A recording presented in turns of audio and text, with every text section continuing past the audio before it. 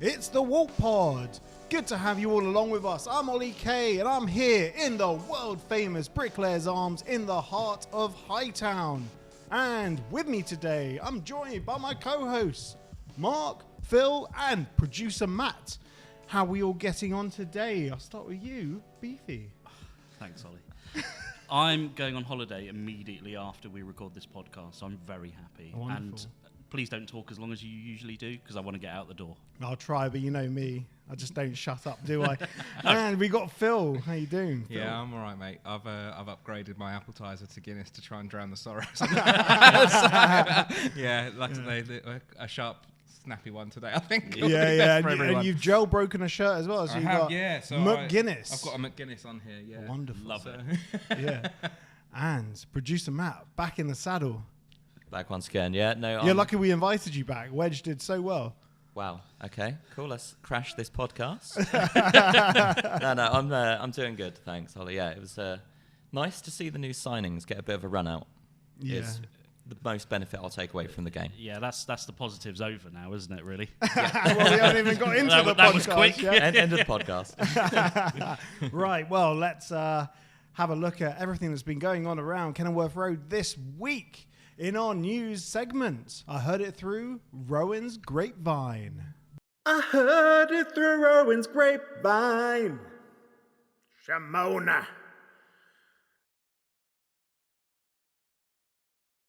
Right, chaps. First and foremost, we got to talk about Preston 1, Luton 0, right? We all went in quite confident, but what went wrong?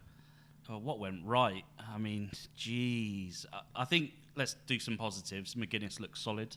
He does. He had a really good game. You know, a couple of brilliant last-ditch tackles, but generally just as a presence, looks solid. For their goal, what on earth were Mengi and Bell doing? You can't have 12 yards of space inside the penalty area like that fella did. It was just a terrible lapse. Not just that fella, it was Will Keane, their top scorer from last season. Yeah, that fella. Overall, I thought we played quite well the rest of the game. We created chances, but we just couldn't finish any of them. Yesterday I was dreadfully depressed about the whole thing. Today I'm a bit more sanguine.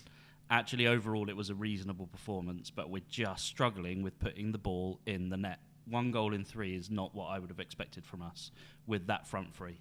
Yeah. So I think Dan Ashby sent a message in the WALT Writers group this morning saying this is the problem. Elijah Adebayo 6 missed chances, big chances. Yeah, I mean, he's got a couple on target, hasn't he? But it's one of those ones where I think that lends itself to the way that we play as well. Like, we've not got that dynamic sort of quick striker that's in there. It lends itself to the way that we play. Don't get me wrong, the way that we play, it lends itself to Morris and Adebayo by getting the ball out wide and looking at getting crosses in and using their height and physicality. But I'm personally excited about when, and I'll get pelters for this, but I'm excited for when Jacob Brown comes back, because he's a little bit more like direct with regards to taking the ball at his feet. Feel like when Morris and Adebayo get the ball to their feet, they're rarely going to get it down and take someone on and whiz by them. So therefore, we're always reliant on that particular style of play where we're getting it out wide, and I think that's proving to be really difficult. And yesterday, it was what was gutting for me yesterday is that I know that they're going to have a new manager bounce. I know that Preston will be on a high because they've got a new manager and they've got a new permanent manager. Another new manager. Yeah. But we can't really take the piss because they've got another new manager who's gotten 3 points straight off the bat, and they haven't scored since April. But yet they scored yesterday because of how weak we were defensively and how much of a big gap we left in our 18-yard box. Well, it was a very effective game strategy from them. They defended very, very well through large points of the game. They obviously knew what we were going to do. It was going to be ball out to the wing, and if it doesn't work, ball out to the other wing. And ultimately, have we become too predictable? Well, our best chances yesterday came through the middle, not from the outside. Yeah, I mean, Baptiste had a good chance straight through the middle, and then when Taylor came on, we saw again that ability to run at people, created a chance almost immediately after he came on the pitch. So I don't know if we are. I just think yesterday we lacked that finishing touch, and I think if we play like that and things go our way, we'll be okay. I think losing is a hard habit to break, and we have won 2 competitive league matches in 2024, and that's going to be really hard for the guys to overturn that. Once they do, I think everything will click. It's about getting that first goal, really. Well, we've already scored a goal, but that was a tap in from Chong. It's about getting that first.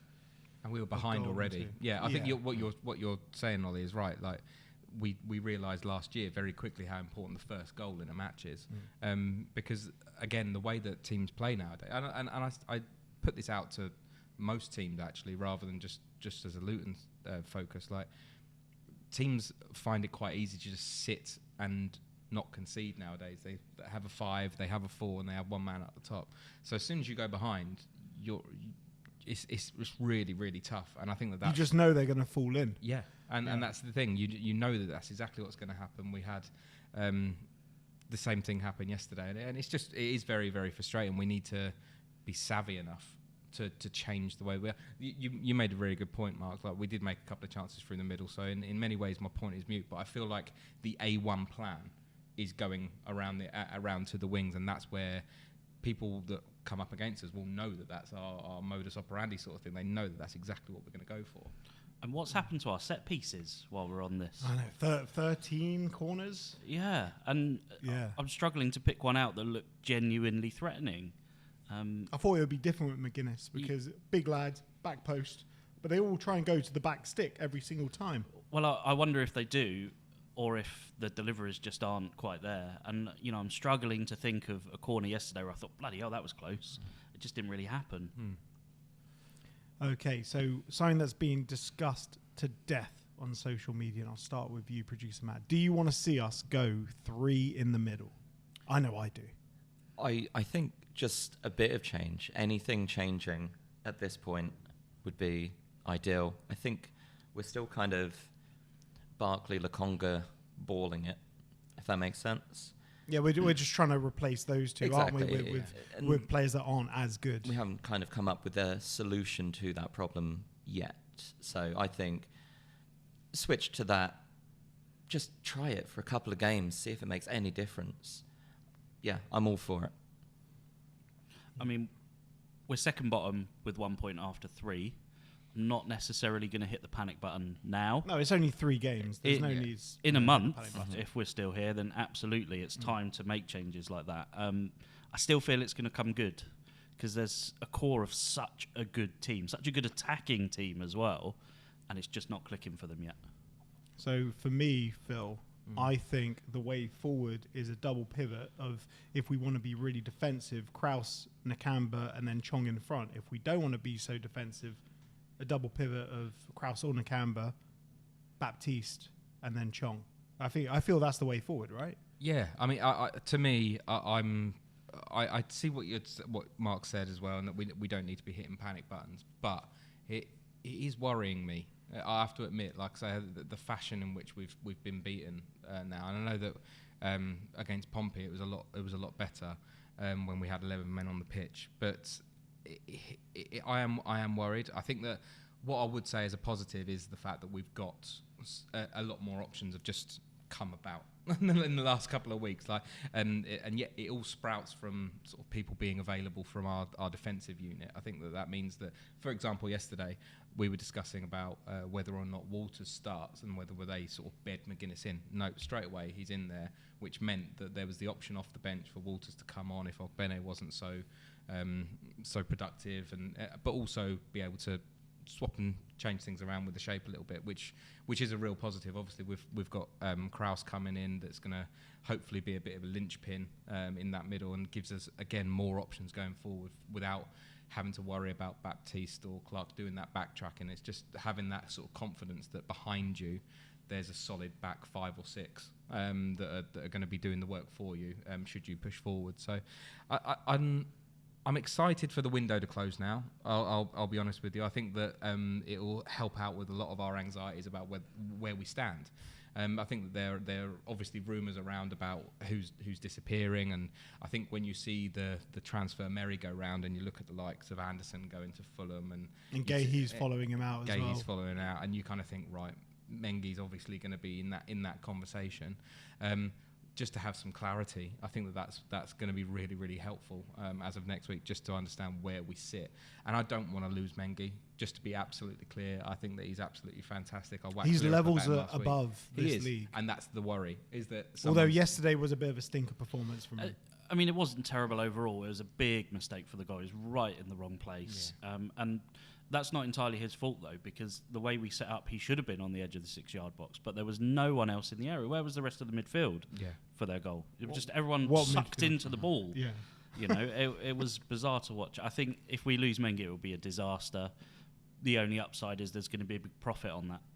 Huge profit. Well, we have a number, and it could get hit very seriously in the next week or two. But that segues us really nicely to have a bit of a transfer discussion. So, Mark McGuinness, cheers. Cheers, Mark. Well done. Cheers, Mark. Well done. Good debut. Yeah. And so, Mark McGuinness, a substantial fee, but not a club record. So, Ryan Giles still holds that record. Yeah, it was a good debut from him, and I'm glad he got shoved straight into the action, right? Yeah, well, he operates at this level anyway, so I don't think there was a massive risk putting him in there. And he absolutely performed. I think it's going to really help. He brings that leadership back to the back three, experience and a real physicality. I think it was excellent. Great debut. And another presence to going forward as well. Yeah, in terms of, like we just said about we the needed corner. more height. Once they click, those attacking situations from corners and free kicks, he's going to be a real threat. Well, and actually, even just carrying the ball forward, he had a couple of decent runs and looked like Mengi did the week before. Just looked quite threatening. Walters can do a similar thing, so that is quite an exciting addition to being a solid centre half. He's got that heritage like Walters got, couldn't he? Because he was an Arsenal lad. Yeah. So they're encouraged to play the ball out and use their feet. So yeah, it's good. It's positive. So I'd say that was our best back three yesterday. In reality, Bell on the left, McGuinness in the middle, and Mengi on the right. Where do we move forward in terms of? Well, Mengi leaves and Reece Burke plays there. And that's it. Because I'm trying to get it out of my head that Mengi is going to stay. I don't want to think about him leaving, but the reality is it could happen because he's on a lot of teams' radars right now. Yeah. Was it Lons as well from France? That's not going to happen. I was going to say, I saw that one. I was like, no, don't go there, Ted. No matter what happens, don't go there. Ply your trade in the Premier League and earn an absolute packet, but don't go to Lons. Where's the money coming from in the French league? They haven't even got a TV deal. Yeah, let's talk about player 2 that came in and made his debut yesterday, Liam Walsh, who actually impressed me, some nice touches. I mentioned in my immediate post-match reaction yesterday on our YouTube, like and subscribe, that I didn't quite know what he was in terms of he was a roaming playmaker. He sort of picked up the ball, took it, gave it to someone else. But what is he actually going to do? I don't see him in a midfield too. I don't see him as being a dominant, tough tackler. I think he's a little bit of a Swiss Army knife. We saw yesterday came into a position that maybe isn't his favourite and performed really well. So I think he's our option, and he's above Pelly in the person you bring on to make a change. We didn't see Pelly at all yesterday. We haven't really seen him this year. I think he's out. He's way down the pecking order. He's out of Edwards' plans, I think, which is sad to say from a club point of view, but judging by most of his performances last year is probably a good thing. So I think Walsh gives us that ability to change things up across the midfield. I think he'd work really nicely in a midfield 3, though, don't you think? At the spearhead of that 3. You're sold on this midfield 3, aren't you? I am. I think he's the guy. And as shown yesterday, I mentioned in the new signing announcement video, I mentioned that I see Liam Walsh as the person that comes on to give Tahith Chong a break. And lo and behold, Tahith Chong went off, Liam Walsh came on. So I felt some justification there with my initial opinion. I think he works quite well with new signing, Tom Krauss. Is it Krauss? Is that how you say it? Krauss, yeah. Not Kraub. Oh, I believe it's actually technically pronounced Krauss. Okay, well, there you go. Oh yeah. That's testing our audio, isn't it? Yeah, it was quite an annoying one because I actually heard about it and then I kept it to myself. I was going on my holiday, so I pre-recorded. You're not allowed to say that, Ollie. You're going to get pelters. Oh, He didn't know, Ollie. Yeah, so I pre-recorded my announcement videos for McGuinness, Walsh, and Krauss, and then as I was like stepping out the door, Build leak that Tom Krauss was, joining Luton. I was like, the first minute of my videos absolutely. So I'm saying this is a transfer no one saw coming. No one saw coming. Wow, what a blinder from Luton Town. So I just look like a twat now. But to us, I always look like a twat. Yeah, exactly. I always look like a twat, so I don't mind. I feel he works really well, especially Marvin Nakamba hasn't played football for a year, so it sucks that he came to us injured, but comes in, he slots in, and it's that midfield destroyer that we need. I actually got the thoughts of DAZN Germany commentator Uli Hebel and said he's not great with the ball at his feet, but nothing will get past him. And to be honest, I don't care if he's not good with the ball at his feet. That's what we need. Is that not Marv Nakamba? Do you know what I mean? Like, what I'm saying is, like, I'm absolutely he's agreeing. Marv Like, 2.0. Yeah, that's absolutely fine. Like, Marv is not known for having good footwork. Like I say, he does the tidying up and passes it on to the next player. That's exactly what Marv does, other than taking worldy penalties in playoff finals. But no, I think that's exactly what we need. We need that destroyer, and I think I'm excited about how excited he is to come. I know that all players in their interviews say about how much they're looking forward to come, but he seemed quite knowledgeable and quite intelligent and actually gave real good reasons as to why he wants to be here. So he's very out of the reckoning in Germany. Also saying that Uli told me every manager in Germany's lost faith with him. Like, he was a highly thought of prospect at RB Leipzig. He moved for big money to Mainz. He's played for Schalke as well. But a lot of managers he's not in their reckoning because he's not good enough with the ball at his feet. But look at his pedigree. He's represented Germany across every single youth level. He's captained Germany under 21. He's scored 3 goals for Germany under 21. I feel if there's anyone that we can pick up and turn around in his career, it's him, really. And there's another signing coming in as well. Nathan Ngoy, who had his medical Saturday morning before the Preston game. Hopefully he didn't watch that game. Yeah, did he watch the Preston game? Are you sure we're signing him? Is the ink dry? So hopefully he hasn't turned heel and ran, because it's like, oh God, that wasn't great, was it? But potentially, what is he coming in as a backup to Bell, or is he coming in to replace Mengi? Like I said that about McGuinness. 2 weeks ago, everyone was going on and on and on Twitter about we need to sign a centre half, we need to sign a midfielder. We signed a centre half, we signed 2 and 2 midfielders. So can everyone just shut up now? For goodness sake. No, we need more.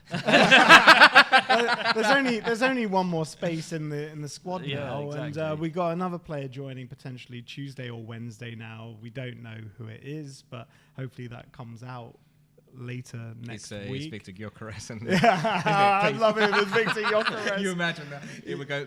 Well, I can't imagine it because it's not going to happen. We need someone like that though. That's someone that's strength, pace, goal. Is it Ross Barkley back on loan?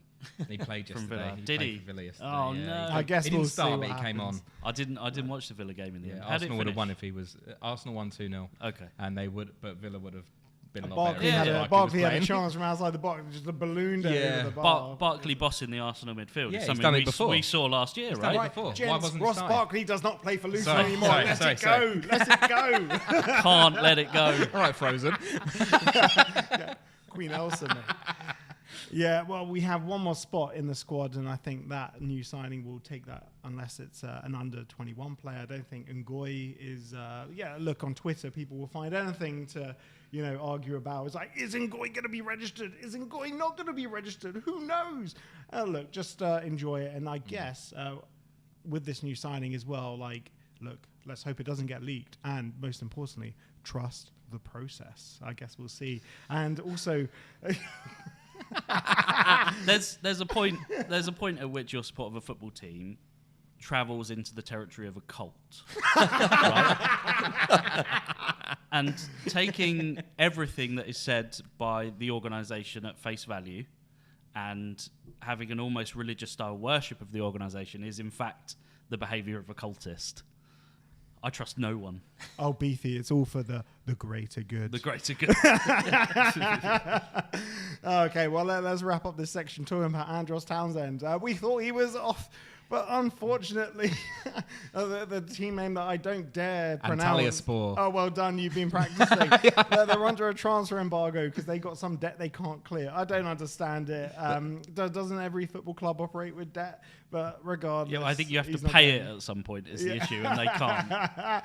He's not going anywhere. I don't see him fitting back in at Luton Town. They had to spend all their money at Antalyaspor on WD-40 for Andros Townsend's joints in anticipation for him coming. That's what the collagen is for. It's the chicken feet, isn't it? It is. It is. So they brought in all the chicken feet in preparation for Andros Townsend to join, and then Andros Townsend's not coming. Look, I don't mind him staying around. He brings a huge amount of experience. He And does. if the best we get is 20 minutes off the bench, he can genuinely... We saw it away at Palace last year, that cross. He can change a game. So if he sticks around as a bench option, great.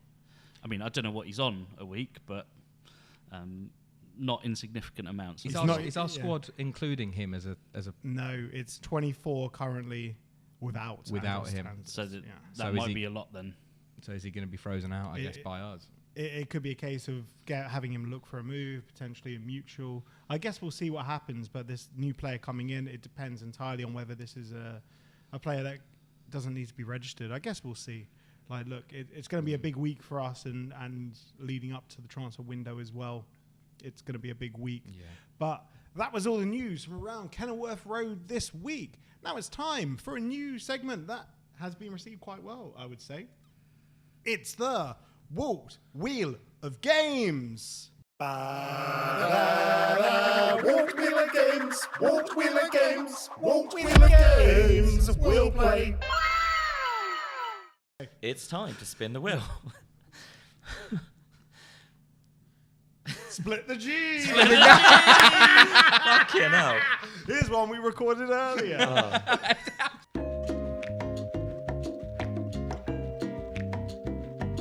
In recognition of our new signing, Mark McGuinness, the WALT Pod co-host and producer Matt are going to split the G. Well, we're going to try anyway. Cheers, everyone. Cheers. gents. Cheers.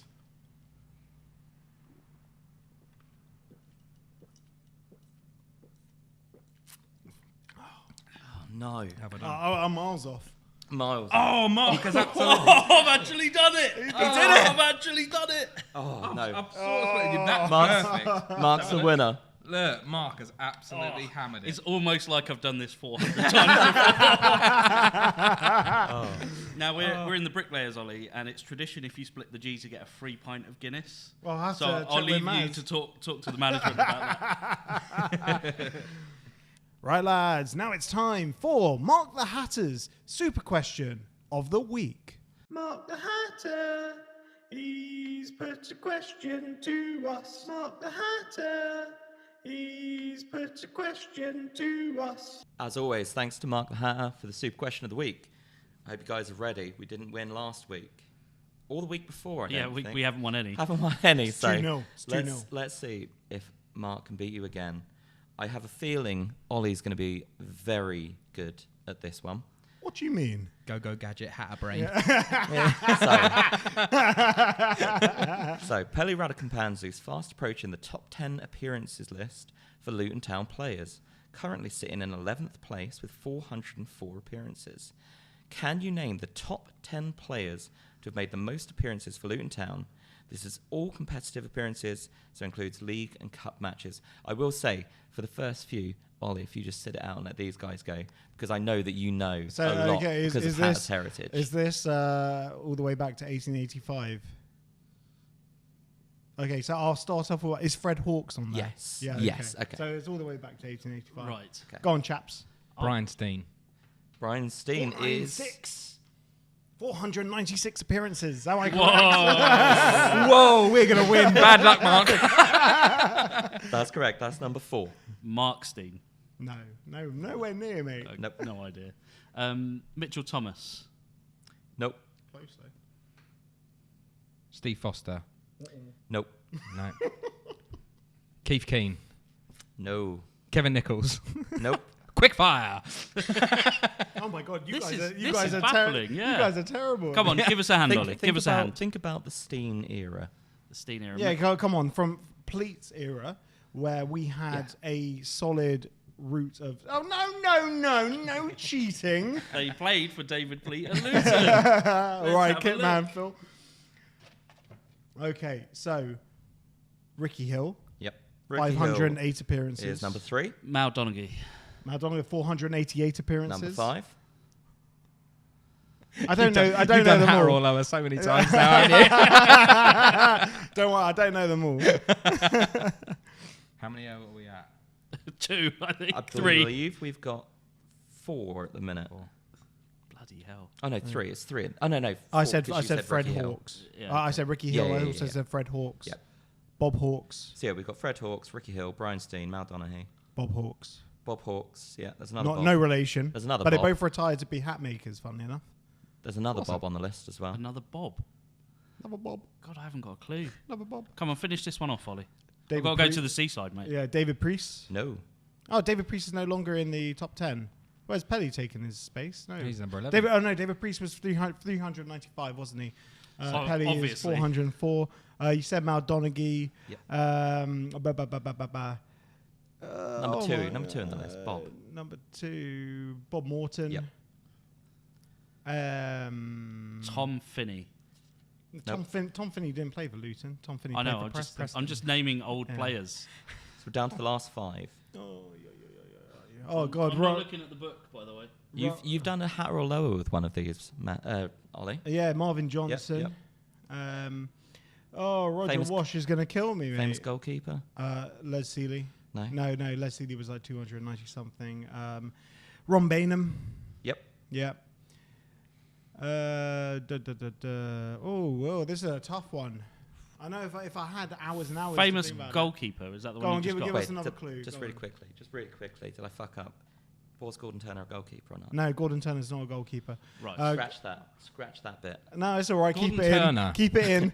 Yeah, Keep it in. This is- Show the man doesn't know anything. Come on, Yeah. I think we've Gordon got to give. Turner, We've also got. Two our left. record goal scorer. 2 left. Let's Got any clues from him? let's get it or give it to Mark. No. You've ashamed me. So you get no more clues. You have besmirched my honour. Slap. I'm not go and have a googling look. it. I'm not googling it. Yeah, you won't find a top 10 list anyway. Oh God. Okay, I I'll can't. give you think of 10 seconds. it. Yeah, no, just give Fine. us them. It's done. Last 2 were Sid Owen Yeah, of course. and I believe 1959. you did get Ron Bainham, didn't you? I did get Ron Bainham. Yeah, so I got. So yeah, 9 out. Fred Hawkes, Bob Morton, Ricky Hill, Brian Steen, Mal Donaghy, Gordon Turner, Marvin Johnson, Ron Bainham, Sid Owen, Bob Yeah, Hawkes. Sid Owen, bit before my time, 1959. But what Well a done, player. Mark. Well done, Mark. Well done, Mark. Well done. I feel like there should be a success criteria of 8 out of 10, but Yeah, well done, I Mark. agree. so we won that one and the previous 2 because we've come up with success criteria for those as well. So sorry, Mark. Right, shall we get a little bit of humour in here? So why is this podcast different from all other podcasts? I'm not sure, Ollie. Why is this podcast different from all other podcasts? Because there's a joke in here. Why did the old man fall down the well? He couldn't see that well.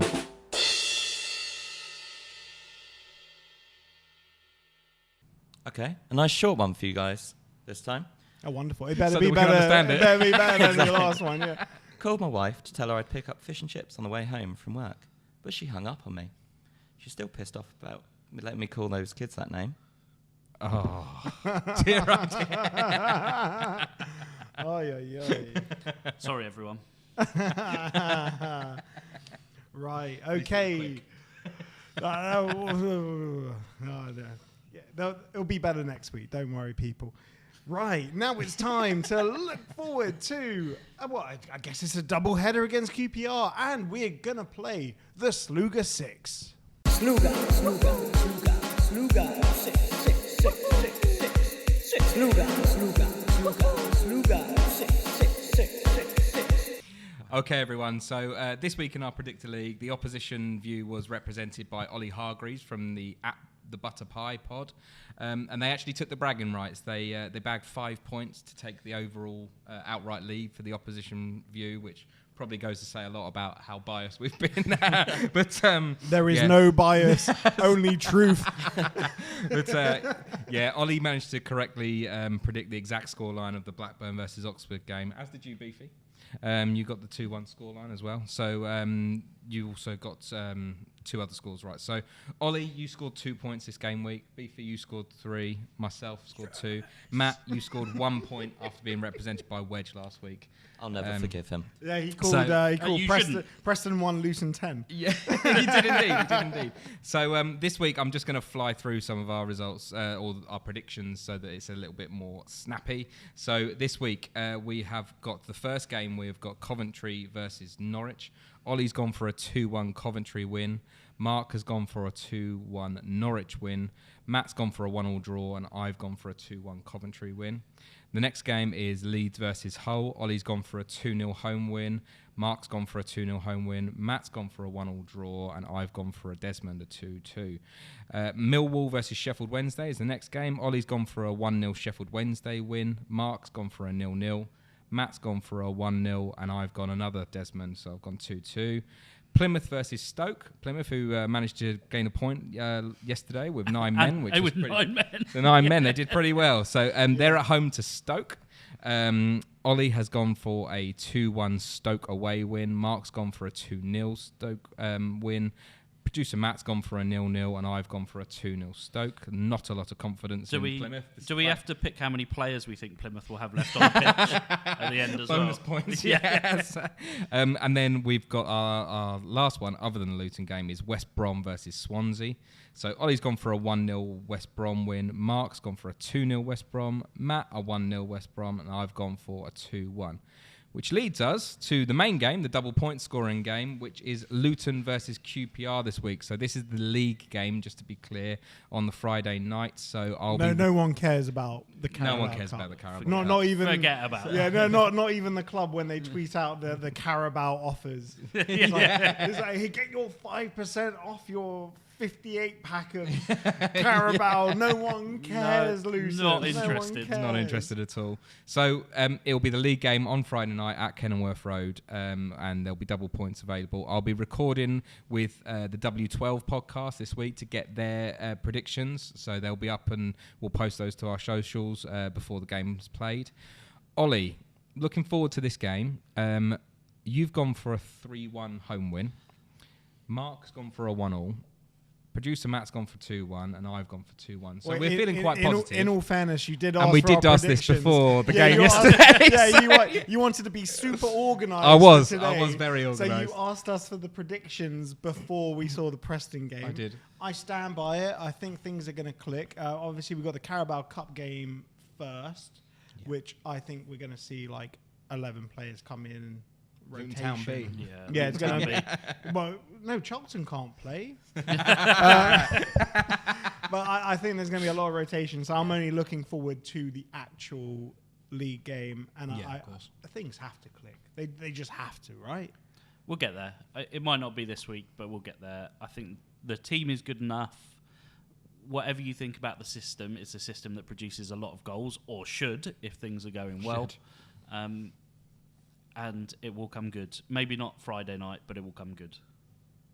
Yeah, I think for me, under the lights on a Friday night, it's going to be a fueled up atmosphere from both sides. I'd expect. Like Burnley, you mean? Well, that was a Monday night. That was a Monday. That was a Monday night. This is a Friday night. There's going to be a lot of pent up frustration from the week that's going into this, especially if we don't win the cup game as well. But I watched the QPR versus Plymouth game yesterday, and I actually thought that Plymouth were the better side. I thought that QPR were very good in the first 15 minutes, and they've got obviously some very skillful players. They've got Dembele. If you remember, Dembele was the 13-year-old kid that played for Celtic. He was 14. 13. Just autism. He was like the next big thing. Yeah. He's very small though. He isn't very really diminutive, very quick, very like tight on the turn. But he was their sort of their their attacking impetus, and it was their ideas man, along with Paul Smith on the other side. So they've got a couple of players that could cause us problems. They've got a huge new striker in Frey. He looks decent. You know, he knows how to he can handle punish himself. from.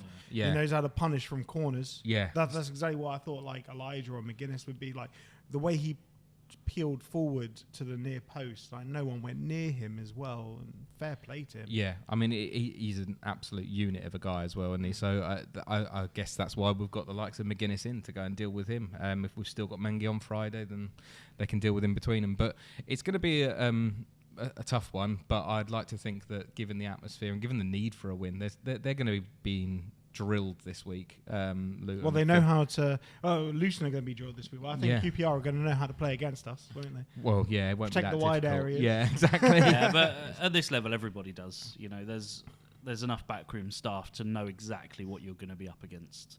So it's just about execution. That's what we were missing yesterday. Who's getting executed? Well, if this keeps up. but genuinely, the problem yesterday was one of execution, not necessarily one of tactics. Yeah. I thought in the end we weren't good enough going forward. If we are better, then pull off the game plan. I think we'll be okay. Yeah, I'd like to think so.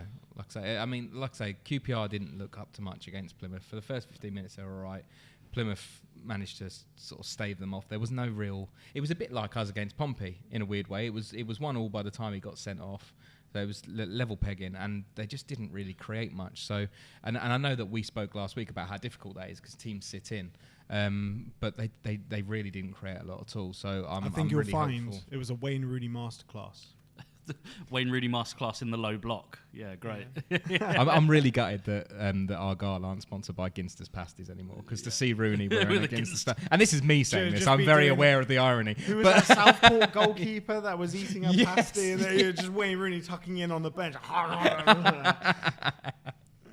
No, it's good to see him like actually making a fist of it, you know, because he is one of England's greatest ever footballers. He's very likeable as well, you know. And he was shafted yesterday by Forshaw, making a couple of really stupid decisions, and that's why Leeds fans were over the moon that he left, because he's just got a moment in him where he's just an absolute fool. Yep. Yeah, well, I guess we have to wait and see. Any thoughts ahead of the QPR game to round up this podcast, producer Matt? Keep the faith. Keep the faith. Trust the process. Well, that's us done for this week. If you're watching this on YouTube, please like this video. It really helps out the channel. And subscribe for more Luton Town content. We have so much of it. Just check out the channel because there's more and more coming every day for the fastest growing Luton Town associated YouTube channel. Also a big shout out to our audio partners Black Star Amplification and Carry On for making us sound absolutely top notch. Also a big thank you to the record shop in Amersham. If you collect vinyl, go check them out. They are the kings of vinyl. They got so much vinyl they don't know what to do with it. I suppose they'll just have to sell it, won't they? Yeah. Go buy it. Yeah, go buy it because they have so much. What else are they going to do with it? Also, a big shout out to the Bricklayers Arms in Luton. It's a great pub. They have Guinness on draft. They have so much stuff, and the lineup keeps changing. Right now, I'm looking at a very strong back four there. Yeah. Red Kite on the right, JHB playing at a sort of Wild Goose right in the wing middle, back, with Black Beauty on the wing. Yeah. If only Luton had a back four like that, but I guess there's still time, isn't there? Well, thank you all for tuning in, and as always, come on you Hatters.